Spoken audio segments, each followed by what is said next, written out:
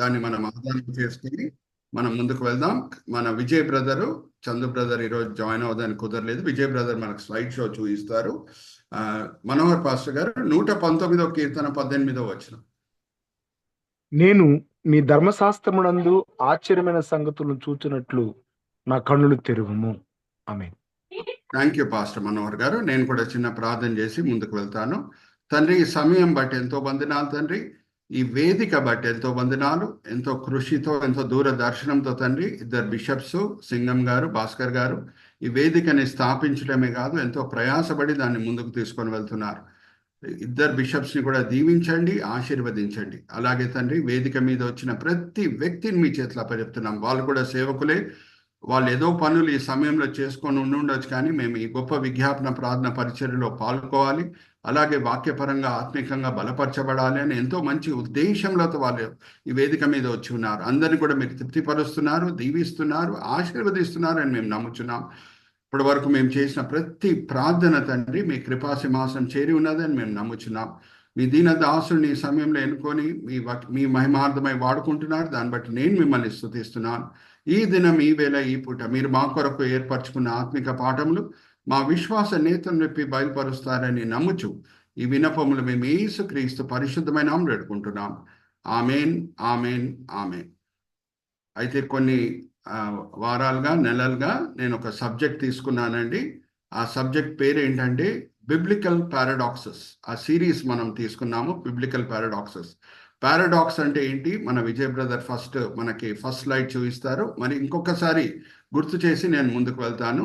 Paradox అంటే ఒకే sentence లోపల రెండు వ్యతిరేకమైన అర్థములు ఉంటే దాన్ని పారాడాక్స్ అని అంటారు. హాట్ ఐస్ అంటే పారాడాక్స్. ఐస్ హాట్గా ఉండదు కదా, సో దాన్ని పారాడాక్స్ అని అంటారు. Vijay brother, let's go to the first slide brother. Vijay brother, first slide మనం వెళ్దాము. దాని తర్వాత ఇప్పటి వరకు వాడిన సబ్ హెడ్డింగ్స్ కూడా మనం చూద్దాము. చూసేసి మనము ఈ దినం స్లైడ్ నంబర్ 70కి మనం వద్దాము. అయితే పారాడాక్స్ అనే వర్డ్కి అర్థం నేను మీతో పంచుకుంటున్నాను, మరీ చెప్తున్నాను. ఒకే సెంటెన్స్ లోపల రెండు వ్యతిరేకమైన మీనింగ్స్ ఉంటే దాన్ని పారాడాక్స్ అని అంటారు. హాట్ ఐస్ అంటే అది పారాడాక్సికల్ సెంటెన్స్. అలాగే this is the beginning of the end, ఇది సమాప్తంకి ప్రారంభము అంటే పారాడాక్స్.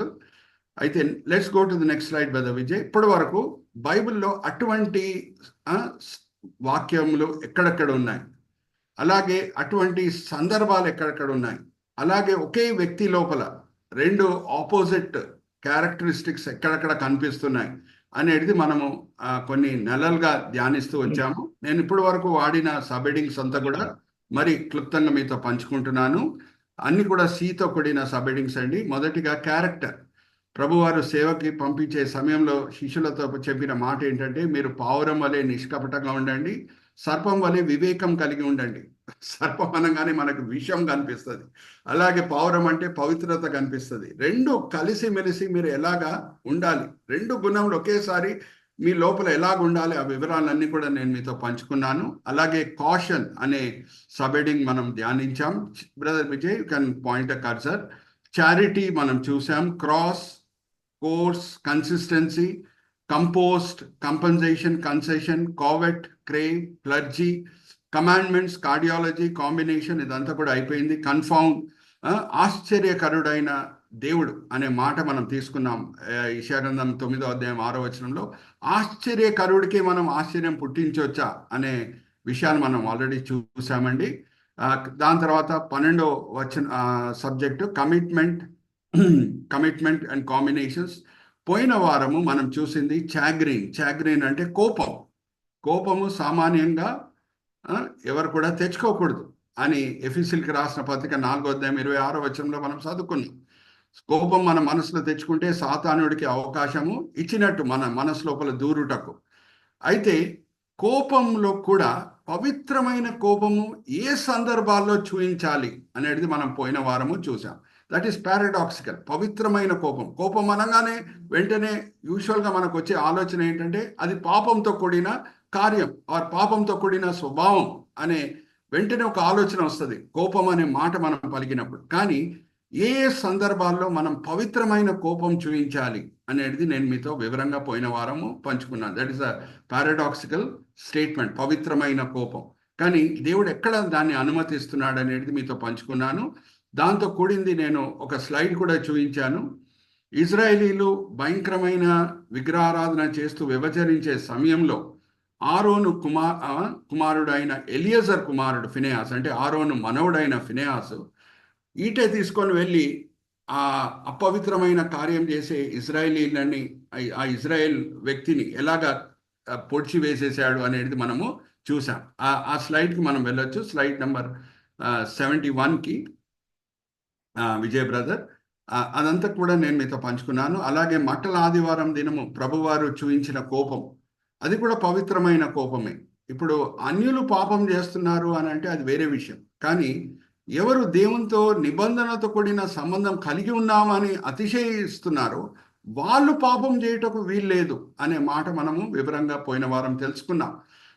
మొదటి కొరింథీయులకు రాసిన పత్రిక 5వ అధ్యాయంలో కూడా మనం గమనిస్తే పౌలు భక్తుడు కొరింథీ సంఘంలో ఒక సంఘ పెద్ద ఎలాగా వ్యభిచరిస్తున్నాడో అది తెలుసుకున్న తర్వాత ఆయన పట్ల ఎట్లా సంఘ సభ్యులు ప్రవర్తించాలి అనేది వివరంగా రాస్తున్నాడు. మొదటి కొరింథీయులకు రాసిన పత్రిక 5వ అధ్యాయం. ఆయనని సాతాను చేతులు అప్పచెప్పండి, ఆయన విలువ వేసేయండి అని ఎంతో కోపంతో ప్రవర్తిస్తున్నాడో మనం చూసాం. ఇంకా ఆ 5వ అధ్యాయం చివరి వచనాల్లో మనం చూస్తే ఏమని అంటున్నాడంటే, అన్యులు పాపం చేస్తే వాళ్ళని గద్దించడానికి మనకు అధికారం లేదు, వాళ్ళ పట్ల మనం కోపం తెచ్చుకోవడానికి మనకు అధికారం లేదు. కానీ సంఘం లోపల క్రైస్తవులు పాపం చేస్తే మనము పవిత్రమైన కోపంతో ప్రవర్తించాలి అని పౌలు భక్తుడు చెప్పుట మనము చూసాం. ఇప్పుడు నేను ఈరోజు మీ ముందు తీసుకొని వచ్చే సబ్జెక్ట్ ఏంటంటే క్రోనాలజీ. క్రోనాలజీ అంటే something to do with time. Anything to do with time is called chronology in English. Okay, సమయంతో కూడిన పారాడాక్స్. ఓకే, ఇక్కడ నేను దాంతో కూడిన స్లైడ్స్ విజయ్ బ్రదర్తో చూపించే ముందు నేను ఒక ప్రశ్న అడిగి ముందుకు వెళ్తాను. ఓకే, ఇప్పుడు బ్లాక్ వైట్ అనగానే వ్యతిరేకమైన ఆపోజిట్ ఏంటో మనకు తెలుసు. Okay, black and white exactly opposite colours. ఇప్పుడు నేను అడిగే ప్రశ్న ఏంటంటే జాగ్రత్తగా వినండి, అన్మ్యూట్ చేసుకొని జవాబు ఇవ్వండి. ఈ రెండిటి మధ్యన, ఈ బ్లాక్ అండ్ వైట్ మధ్యన ప్రత్యేకమైన వ్యత్యాసం మనకు తెలియాలి అని అంటే రెండు పక్కన పెడితేనే ఆ ప్రత్యేకమైన వ్యత్యాసం మనకు కనిపిస్తుందా? బ్లాక్ అండ్ వైట్ ని పక్కన పెడితేనే ప్రత్యేకమైన వ్యత్యాసం కనిపిస్తుందా, లేకపోతే దూరంలో పెడితే ప్రత్యేకమైన వ్యత్యాసం కనిపిస్తుందా? అన్మ్యూట్ చేసుకొని చెప్పాలి నాకు. దగ్గర పెడితే కనపడతాయి. రైట్ ఆన్సర్, దగ్గర పెడితేనే కనిపిస్తుంది. ఇది మీరు జ్ఞాపకం పెట్టుకోండి. ఇది మీరు జ్ఞాపకం పెట్టుకుంటే ఈరోజు మీ ముందు నేను తీసుకొని వచ్చే అంశము మీకు సులభంగా అర్థమవుతుంది. పక్కన పెడితేనే వ్యత్యాసము చాలా తేటగా మనకి కనిపిస్తుంది. ఇప్పుడు నెక్స్ట్ స్లైడ్కి మనం వెళ్దాము. మరి నేను ఫినెహాస్నే చూపిస్తున్నాను. అరే పాస్టర్ గారు పోయిన వారమే ఫినెహాస్ని చూపించారు కదా, మరి ఫినెహాస్ ఎలాగ పిక్చర్లో వస్తున్నాడు అని మీకు డౌట్ రావచ్చు. Let's go to the next slide brother Vijay. ఇక్కడ చూడండి, మరి ఆ ఫినెహాసే ఈటె తీసుకొని ఆ గుడారం లోపల వెళ్ళటము, వ్యభిచరించే వాళ్ళని ఈటెతో పొడవటము, అదే నీకు చూపిస్తున్నాను. అయితే ఇప్పుడు ఒక వాక్య భాగం నేను పాస్టర్ మనోహర్ గారితో చదివిస్తాను.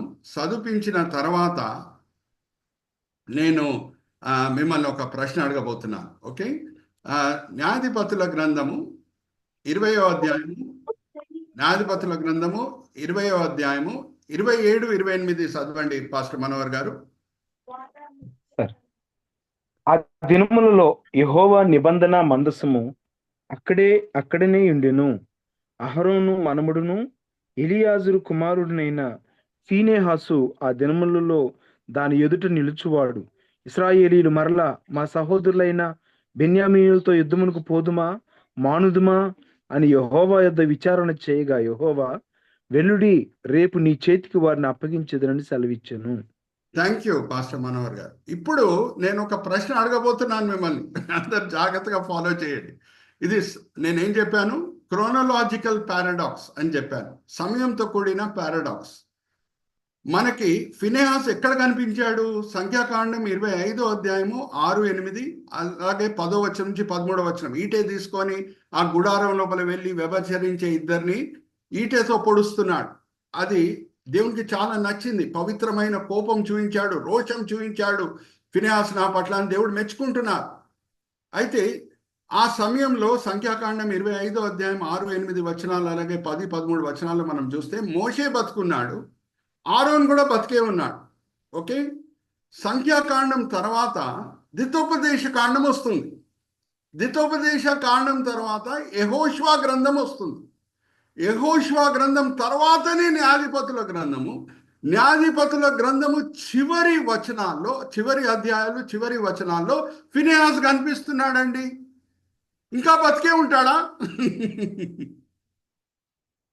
అడుగుతున్నా మిమ్మల్ని. మరి చెప్తున్నా, న్యాయాధిపతుల గ్రంథంలో మనం చదువుకున్నప్పుడు ఫినెహాస్ గురించి, అప్పుడు మోషే ఆరోన్ బతికే ఉన్నారు.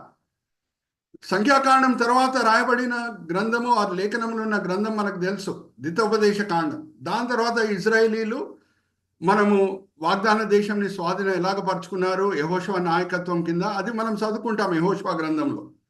దాని తర్వాత ప్రారంభమవుతుంది న్యాయాధిపతుల గ్రంథం. ఇప్పుడు నేను టైం లైన్ కూడా మీకు చూపిస్తున్నాను.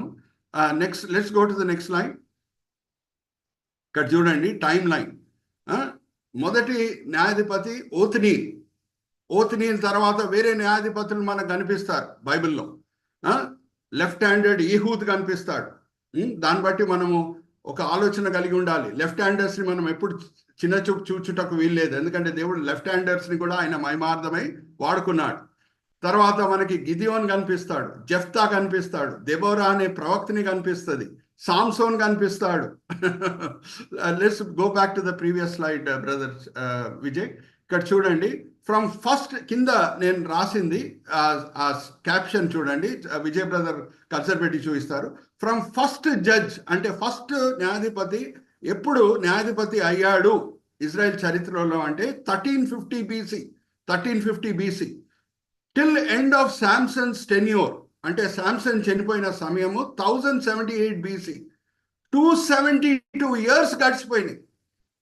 ఎన్ని సంవత్సరాలు గడిచిపోయినాయి? న్యాయాధిపతుల గ్రంథంలోనే మనం జస్ట్ ఒక పుస్తకమే తీసుకుంటే 272 years గడిచిపోయినాయి. ఇంకా అప్పటికి మోషే జీవిత యాత్ర ముగించింది, ఆరోన్ జీవిత యాత్ర ముగించేసింది, ఇంకా యెహోషువ జీవిత యాత్ర కూడా ముగించేసింది.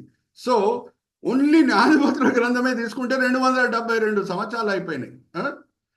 మరి ఫినెహాసుని మనము చివరి అధ్యాయంలో చూస్తున్నామే, చివరి అధ్యాయాలలో మనం చూస్తున్నాం న్యాయాధిపతుల గ్రంథంలో. ఇంకా బతికే ఉంటాడమ్మా? అడుగుతున్నా మిమ్మల్ని.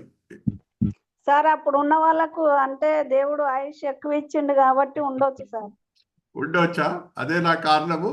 మరి మోషేనే రాశాడు కదా, అధిక బలం ఉంటే 80 సంవత్సరాలని రాశాడు కదా.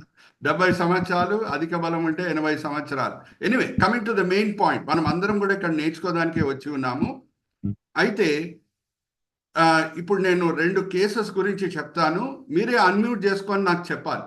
ఓకే, ఆ కేసు అంటేనే భారతీయులంగా మన తల సిగ్గుతో దిగిపోతుంది.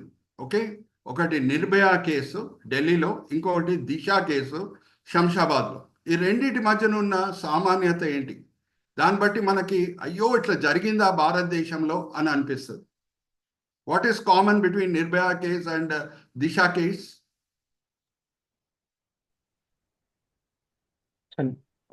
విక్టిమ్ చనిపోయారండి. ఏంటి, ఏం జరిగింది? What was the horrific crime? Rape and murder. Rape and murder. Jayaprakash garu correct గా చెప్తున్నారు. రేప్ అండ్ మర్డర్, అది కూడా ఎటువంటి రేపు? గ్యాంగ్ రేపు. నిర్భయ కేసు ఇంకా మనం గమనిస్తే దిశ కేసులో కూడా గ్యాంగ్ రేపు. 2 విక్టిమ్స్ కూడా చనిపోయారు. పవిత్రమైన ఇజ్రాయెల్ దేశం లోపల గ్యాంగ్ రేపు గురించి మనము 19వ అధ్యాయం 20వ అధ్యాయంలో చదువుకోవచ్చు. న్యాయాధిపతుల గ్రంథం 19, 20 అధ్యాయాల్లో మనం చూస్తే ఒక లేవి భార్యని ఎలాగా గ్యాంగ్ రేప్ చేస్తున్నారు బెంజమిన్ గోత్రం వాళ్ళు అనేది మనం చదువుకోవచ్చు. 20వ అధ్యాయంకి మనం వస్తే ఇజ్రాయెల్ దేశంలో ఉన్న వేరే గోత్రాలు, వేరే 11 గోత్రాలు కలిసి మెలిసి బెంజమిన్ గోత్రంని శిక్షించాలి అని ఫినెహాస్ దగ్గర వస్తున్నారు. ఫినెహాస్ దగ్గర వాళ్ళు పొందిన సందేశం ఏంటంటే, మీరు యుద్ధం చేయండి, బెంజమిన్ గోత్రంని మీరు శిక్షించండి అనే మాట మనం చదువుకుంటున్నాం. అయితే జాగ్రత్తగా వినండి, ఎందుకు ఇది చివరి భాగంలో ఉంది న్యాయాధిపతుల గ్రంథం. ఫినెహాసు ఇంకా బతుకున్నాడంటే ఆయుష్కాలం పెరిగిందని కాదు, ఇక్కడ క్రోనలాజికల్ పారాడాక్స్ ఉంది. దేవుని చిత్తం ప్రకారంగా, దేవుని ప్రణాళిక చొప్పున ఇది న్యాయాధిపతుల గ్రంథంలో చివరి భాగంలో రాయబడింది. రాసింది ఎవరు కాదు, సామ్యూయల్ ప్రవక్త. ఎవరు రాశారు? సామ్యూయల్ ప్రవక్త. సామ్యూయల్ ప్రవక్త న్యాయాధిపతుల గ్రంథము రాశాడు, రూతు గ్రంథం కూడా రాశాడు. ఇది జ్ఞాపకం పెట్టుకోండి. మరి చెప్తున్నా, సామ్యూయల్ ప్రవక్తనే న్యాయాధిపతుల గ్రంథం రాశాడు, అలాగే రూతు గ్రంథం కూడా ఆయనే రాశాడు. ఓకే, ఇప్పుడు మనం నెక్స్ట్ స్లైడ్కి వెళ్దాం. Will go step by step. Next slide brother. Samuel ప్రవక్తలో ఉన్న ఒక శ్రేష్టత ఏంటంటే, ఇజ్రాయెల్ చరిత్రలో మొదటి రాజుని అభిషేకించింది ఆయనే. ఎవరది? సౌలు. ఇక్కడ చూడండి, సౌల్ని అభిషేకించుట మనం చూస్తున్నాం. ఓకే, అలాగే దావీదుని కూడా సామ్యూయలే అభిషేకించాడు. సౌలు మొదట్లో మంచివాడు, దాని తర్వాత ఆయన అవిధేయత చూపించాడు, ఇంకా దేవుని దగ్గర నుంచి దూరం అయిపోయాడు. దేవుడు సౌలు బతుకున్నప్పుడే దావీదుని అభిషేకించాడు. ఈయన నా హృదయానుసారి దావీదు అని దావీదు గురించి దేవుడు చెప్పిన మాటలు మనం మొదటి సామ్యూయల్ గ్రంథం 16వ అధ్యాయంలో కూడా మనము చదువుకోవచ్చు. అయితే ఇప్పుడు నేను మిమ్మల్ని ఒక ప్రశ్న అడుగుతున్నాను. అందరికీ చాలా తెలిసిన క్వశ్చన్ ఇది. ఎప్పుడు దావీదు అభిషక్తుడు అని సౌలుకి తెలిసిందో, ఇంకా దావీదు చాలా పేరు పొందేస్తున్నాడో సౌలు కంట, సౌలు మనసులో ఏం పుట్టింది? దావీదు పట్ల ప్రేమనా, మత్సరమా? అడుగుతున్నా. మత్సరము, కోపము, ద్వేషము, ఇంకా ఎలాగా దావీదుని చంపివేయాలో అదంతా కూడా ప్రయత్నిస్తున్నాడు. ఇంకా అదే కాదు, దావీదు మంచి పేరుని కూడా చెడగొట్టుటకు సౌలు ఎంతో ప్రయత్నిస్తున్నాడు. దావీదు నా సొంత కొడుకు యోనాతాను చేతులు కలిపి నన్ను చంపుటకు ప్రయత్నిస్తున్నారు అనే ప్రచారం చేస్తున్నాడు. దాంతో కూడిన వాక్య భాగం కూడా మనం చదువుకుందాము. మొదటి సామ్యూయల్ గ్రంథం 22వ అధ్యాయము 6-8 వచనాలు మనోహర్ పాస్టర్ గారు చదివినిపిస్తారు. ఎలాగా ఇజ్రాయెల్ దేశం ప్రజల ముందు దావీదు మంచి పేరుని పాడు చేయుటకు ప్రయత్నిస్తున్నాడో సౌలు మనం ఒకసారి చూద్దాం.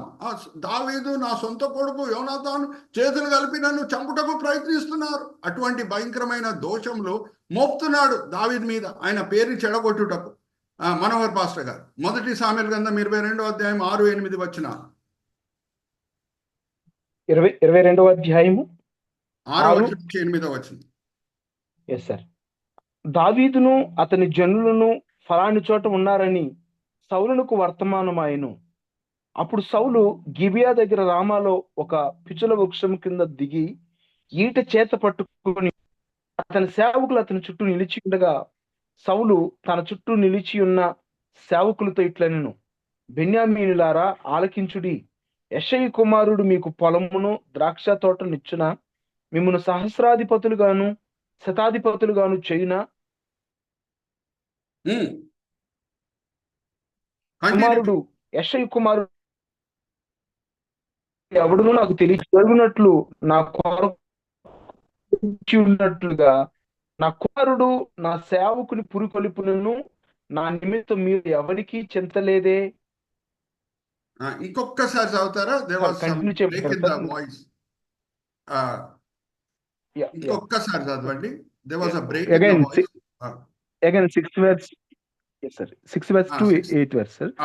దావీదును అతని జనులను ఫలాని చోట ఉన్నారని సౌలునకు వర్తమానమాయెను. అప్పుడు సౌలు గిబియా దగ్గర రామాలో ఒక పిచ్చుల వృక్షం క్రింద దిగి ఈట చేత పట్టుకుని ఉండెను. అతని సేవకులు అతని చుట్టూ నిలిచి ఉండగా, సౌలు తన చుట్టూ నిలిచి ఉన్న సేవకులతో ఇట్లనెను, బెన్యామీనులారా ఆలకించుడి, యెషయి కుమారుడు మీకు పొలమును ద్రాక్ష తోటలను ఇచ్చునా, మిమ్మును సహస్రాధిపతులుగాను శతాధిపతులుగాను చేయునా? మీరెందుకు నా మీద కుట్ర చేయుచున్నారు? నా కుమారుడు యెషయి కుమారుడితో నిబంధన చేసిన సంగతి మీలో ఎవడునూ నాకు తెలియజేయలేదే. నేడు జరుగునట్లు నా కొరకు పొంచి ఉండినట్లుగా నా కుమారుడు నా సేవకుని పురికొలిపినను నా నిమిత్తము మీలో ఎవరికీ చెంతలేదే. చూడండి ఎలాగ దావీదు మంచి పేరుని పాడు చేయటకు ప్రయత్నిస్తున్నాడు. నా కుమారుడు అయినా నాకు విరోధంగా ప్లాన్స్ వేస్తున్నారు. దావీదు మంచి పేరుని చెడగొట్టడానికి ప్రయత్నిస్తున్నాడు. ఇప్పుడు సామ్యూయల్ బతికే ఉన్నాడు. హల్లెలూయా, ప్రైజ్ ద లార్డ్. ఇదంతా సౌలు చేసే సమయంలో సామ్యూయల్ బతికే ఉన్నాడు. సామ్యూయల్కి దావీదు అంటే ప్రత్యేకమైన ప్రేమ, ఎందుకంటే ఆయనను అభిషేకించింది సామ్యూయలే. ఇప్పుడు నేను మిమ్మల్ని ఒక ప్రశ్న అడుగుతున్నానండి, మీరు అన్మ్యూట్ చేసుకొని జవాబు ఇవ్వాలి. సౌల్ రాజు దావీదు మంచి పేరుని చెడగొట్టుటకు ప్రయత్నించే సమయంలో దావీదు వైపున ఎవరు వాదిస్తారు? చెప్పాలి మీరే. దావీదు వైపున ఎవరు వాదిస్తారు? సౌలు, యోనాతాన్, ఇంకా ఎవరు? అభిషేకించిన సామ్యూయల్ వాదించడా? అడుగుతున్నా మిమ్మల్ని. సమూయేలు వాదిస్తాడు సార్. సామ్యూయల్ కూడా వాదిస్తాడు, ఎందుకంటే అభిషేకించింది ఆయనే. సో అభిషేకించిన వ్యక్తి ఏం చేస్తాడు? డైరెక్ట్ గా బహుశా వాదించాడేమో కానీ దావీదు మంచివాడు, ఆయన ఏ కుటుంబంకి చెందినవాడు, ఆయన ఎటువంటి బ్యాక్గ్రౌండ్ చెందిన వ్యక్తి అని ప్రజలకి చూయించుటకు సామ్యూయల్ ఖచ్చితంగా ప్రయత్నిస్తాడు. హల్లెలూయా, ప్రైజ్ ద లార్డ్. ఇప్పుడు నేను పాస్టర్ మనోహర్ గారితో ఈ వాక్య భాగం చదివిస్తున్నాను. సౌలు ఏ గోత్రంకి చెందిన వ్యక్తి మనం ఒకసారి చూద్దాం. 1 సామ్యూయల్ గ్రంథము 9వ అధ్యాయం 1వ వచనం చదవండి పాస్టర్ మనోహర్ గారు. మీకు అందరికీ తెలుసు, ఇంకొకసారి చదివిస్తున్నాను. సౌలు ఏ గోత్రంకి చెందిన వ్యక్తో మనం చూద్దాం.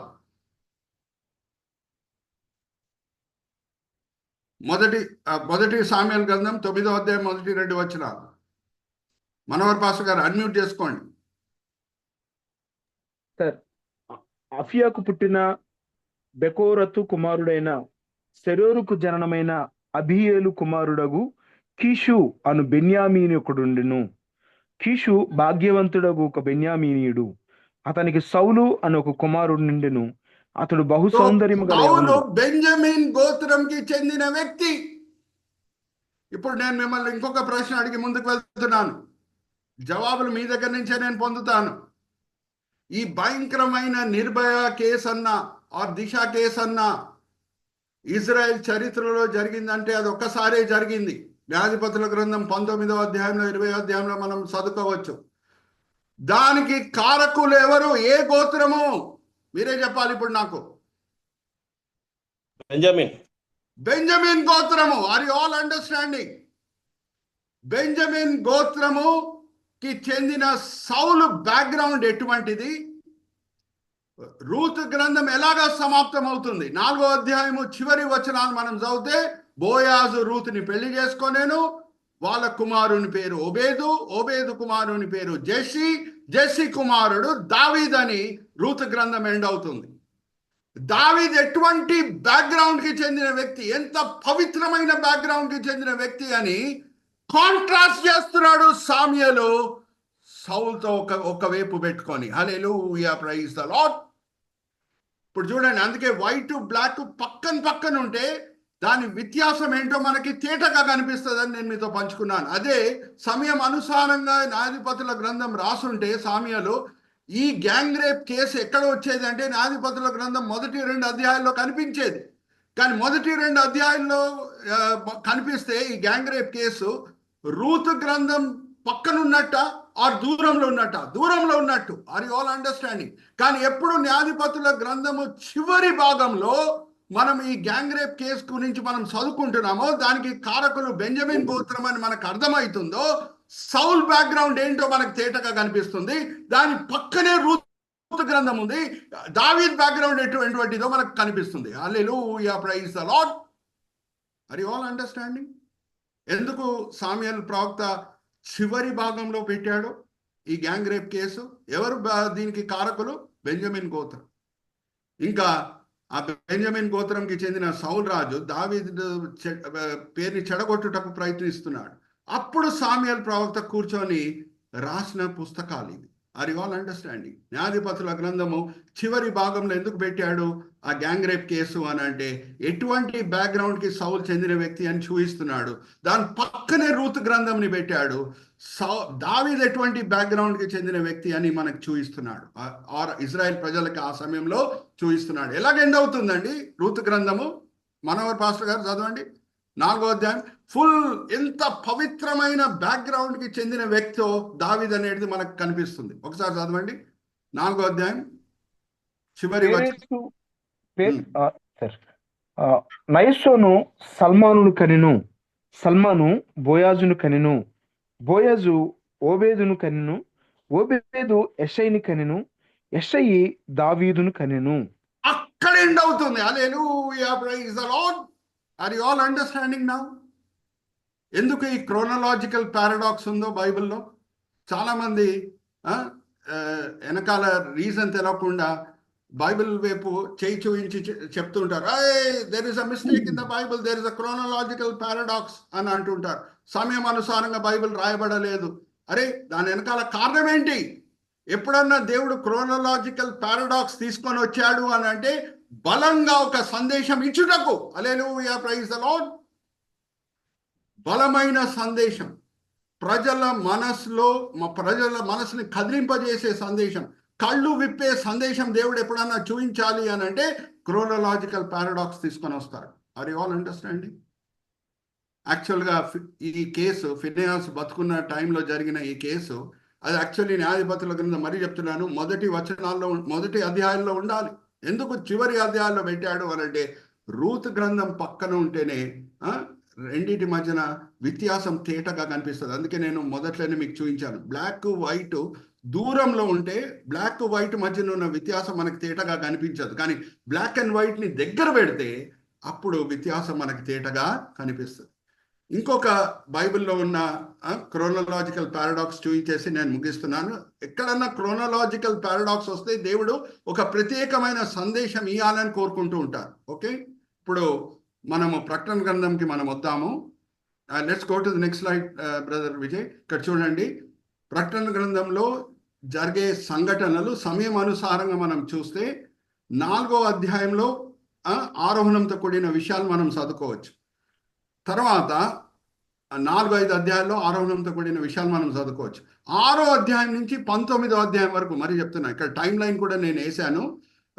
విజయ్ బ్రదర్ ఇదంతా కూడా అప్లోడ్ చేసి మనకి వాట్సాప్ గ్రూప్లో కూడా స్లైడ్స్ కూడా పెడతారు.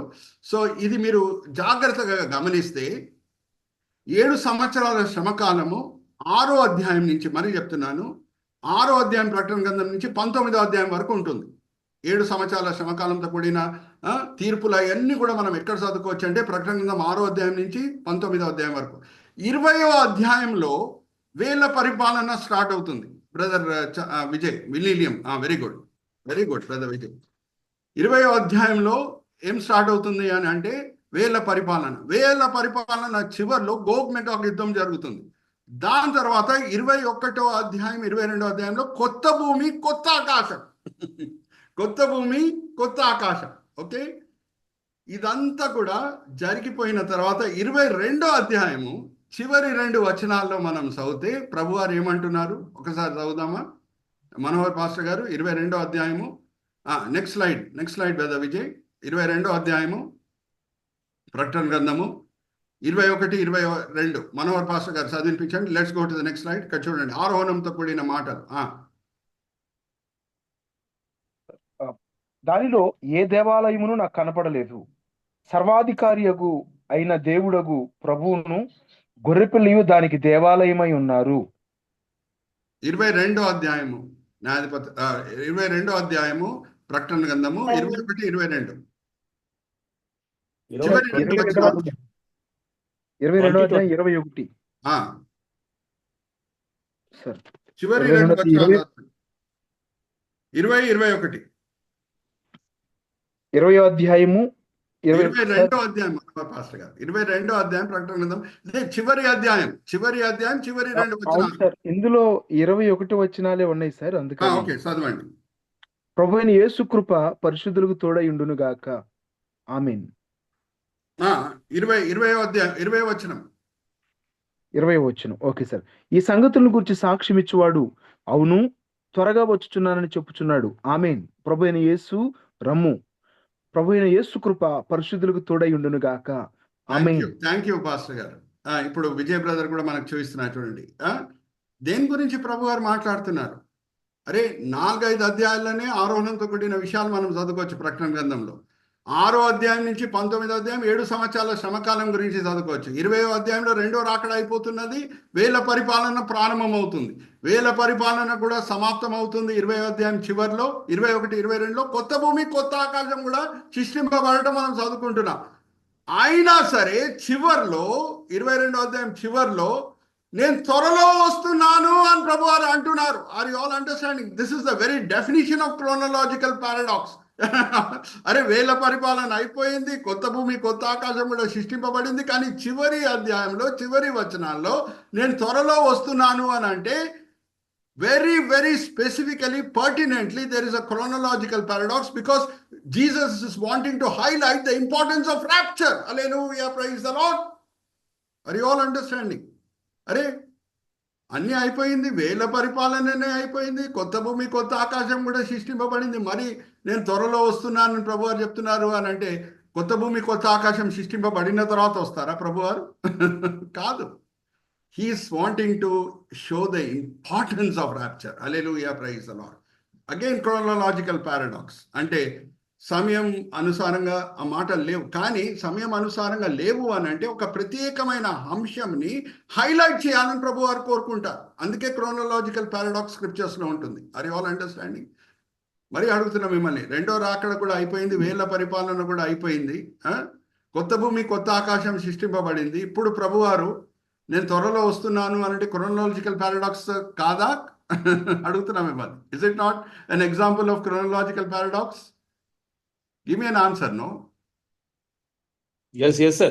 ఎస్. సో ప్రభువారు ఎందుకు చివర్లో మరీ చెప్తున్నారు అని అంటే he wants to highlight the importance of rapture.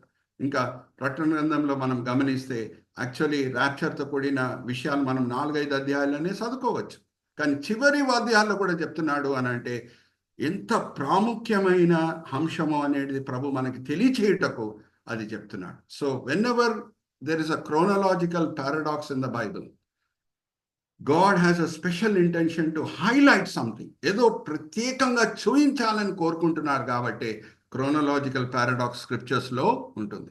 Phinehas మరి చివరి అధ్యాయంలో మనకు కనిపిస్తున్నాడు అని అంటే న్యాయాధిపతుల గ్రంథంలో, ఆ గ్యాంగ్ రేపు చివరి అధ్యాయంలో మనకి న్యాయాధిపతుల గ్రంథంలో కనిపిస్తుందంటే chronological paradox is very very deliberate. కావాలని దేవుడు అక్కడ శామ్యూయల్ చేత రాపించారు. Are you all understanding? So రేపు మిమ్మల్ని ఎవరన్నా అడిగితే, ఎందుకంటే చాలామంది కొంచెం మంది ముస్లిం క్రిటిక్స్ ఉంటారు, వాళ్ళు బైబిల్ ఎందుకు చదువుతారు అంటే మారు మనసు పొందుట కాదు, లోటుపాట్లు ఏమున్నాయని చూచి మనల్ని క్రిటిసైజ్ చేయటం. వాళ్ళు ఎప్పుడన్నా ఇటువంటి ప్రశ్నలు అడిగితే మీరు దానికి జవాబు ఇచ్చే స్థాయిలో ఉండాలి. ఎందుకంటే అహ్మద్ దీదాట్ అనే ఒక వ్యక్తి, ఒక ముస్లిం క్రిటిక్, ఒక పుస్తకమే రాశాడు, 50,000 ఎర్రర్స్ ఇన్ ద బైబిల్. దాంట్లో ఇది ఒక ఎర్రర్గా చూపిస్తున్నాడు.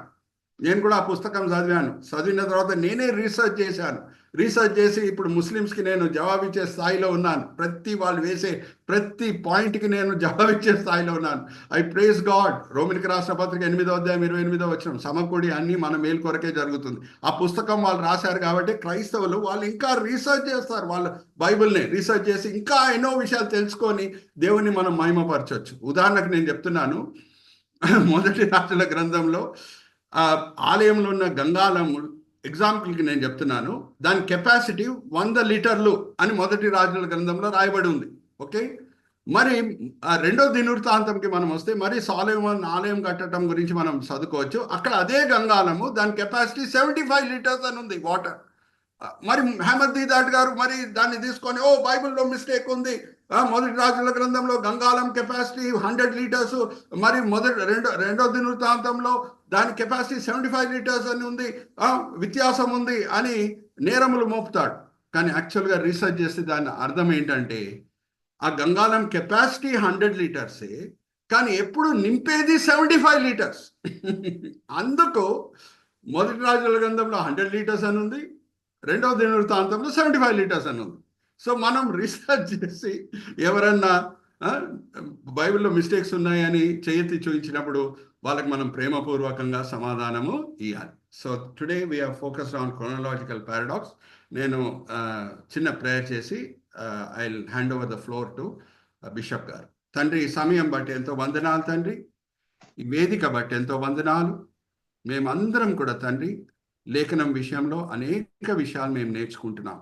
ఉపదేశించే పాస్టర్ సురేష్ గారు కూడా ప్రతి వారం ఎన్నో విషయాలు ఆయన కూడా నేర్చుకుంటున్నారు. మీ పాదం దగ్గర కనిపెట్టి ఎన్నో విషయాలు తండ్రి మేము నేర్చుకుంటున్నాం.